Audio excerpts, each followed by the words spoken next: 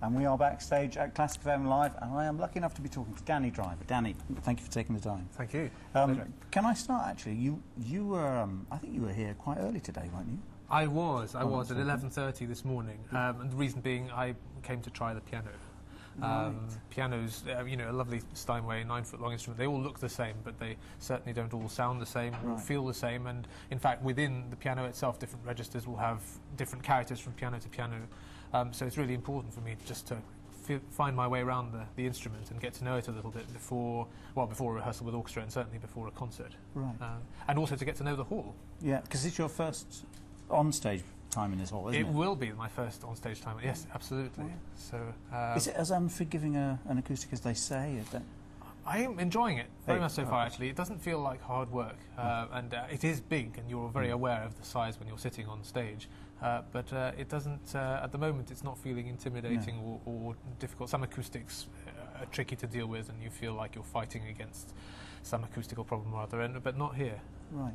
On the subject of you can't take your piano with you, have you ever got to somewhere where the piano just hasn't been right, or you haven't been able to play it? Mentioning any names, yes, of course. There have been stories. Have there? Yes, and I think on the positive side, it's really important in a way for us pianists to go through that, because essentially it's the same situation most of the time. You arrive at a place and you have relatively short time to acquaint yourself with the piano, a few hours, maybe a couple of days if you're lucky, if you've got time.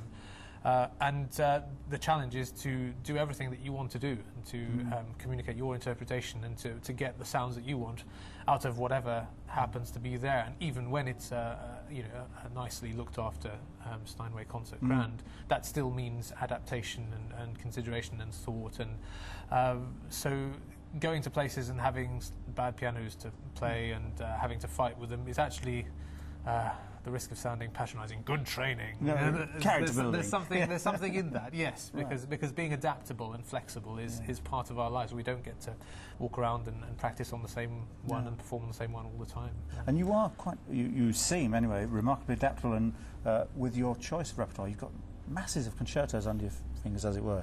Tonight is presumably Rachmaninov is a favourite in the repertoire, is it? One of, definitely. I play a wide range of repertoire, but Rachmaninov, his piano music and his concertos, of course, do feel special. And Rachmaninov, being the great pianist that he was, there's no mistaking that this is music written by a great pianist for pianists. I mean, it fits under the hands, but more than that, it seems that Rachmaninov really knows the instrument so well and can really draw upon all its resources. And really, he's using a full palette when he's writing for the instrument that he knew so well. And not all pianists can match him in terms of span, but I believe you can, can't you? Well, I don't know if exactly. I think his hands are probably bigger than mine, but with big hands are not always an advantage on the piano. But in Rachmaninov, I think yes, it makes certain things a lot easier.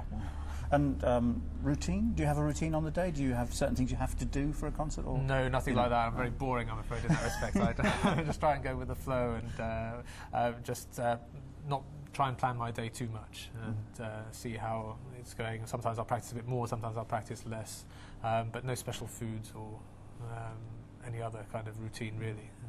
And I have to ask, do we know what you're wearing? Is it something outrageous? Is it something... You don't know what I'm wearing. I can't wait. But you will find out. Well, we heard the rehearsal, and we all are. We just can't wait. So thank you for sparing the time. Thank you. Pleasure.